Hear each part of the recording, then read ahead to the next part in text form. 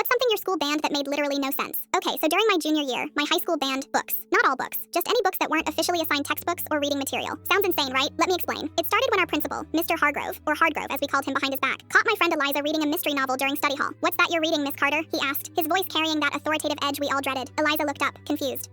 It's just a book, sir. For pleasure reading?" He frowned like she'd said something offensive. "Study hall is for studying assigned materials only. Please put that away." The next day, there was an announcement. Students are reminded that study periods are strictly for curriculum-based materials. Personal reading materials are to remain in lockers. We thought it was just another one of Hardgrove's power trips, but then things escalated. My English teacher, Ms. Collins, was furious. "This is ridiculous," she muttered during class. "How can we encourage literacy while restricting reading?" A week later, I was sitting in the cafeteria with my copy of The Catcher in the Rye when Vice Principal Warner approached. "I'll need to confiscate that," she said, hand extended. "But it's lunch period?" I replied, genuinely confused. "New policy. No personal books on campus. You'll get it back at the end of the day." That afternoon, the official email went out to parents. To minimize distractions and ensure focus on curriculum, personal reading materials unrelated to coursework are no longer permitted on school grounds. My mom read the email aloud at dinner, her eyebrows practically disappearing into her hairline. "They've banned books at a school? Am I reading this correctly?" Dad laughed, thinking it was a joke. That can't be right, but it was. The reasoning apparently was that students were hiding inappropriate content inside book covers and using reading as an excuse to avoid social interaction during breaks. The irony wasn't lost on anyone. Our school motto was literally, knowledge through discovery. Ms. Collins started a quiet rebellion. She created a curriculum-related reading list that somehow included practically every popular book we might want to read, claiming they were comparative literature studies. "If anyone questions you," she told us conspiratorially, "just say you're doing research for English class." Things really came to a head during Spirit Week. The theme was Heroes Day, and many of us came dressed as literary characters. I went as Hermione Granger, complete with a prop spellbook, which was actually just a decorated binder. Principal Hardgrove was livid. "This is deliberately undermining school policy." That's when our valedictorian, quiet Samir, who barely spoke up in class, stood in the middle of the hallway and recited the First Amendment, followed by quotes about the dangers of banning books. Others joined in. Someone started distributing bookmarks with famous quotes about censorship. Parents called in. The local newspaper caught wind of it. 3 weeks later, the policy was clarified. Personal reading was once again allowed during lunch and before or after school. Study hall restrictions remained, but with an exception for literature approved by English department staff. Ms. Collins somehow got herself appointed as the approval committee's only member.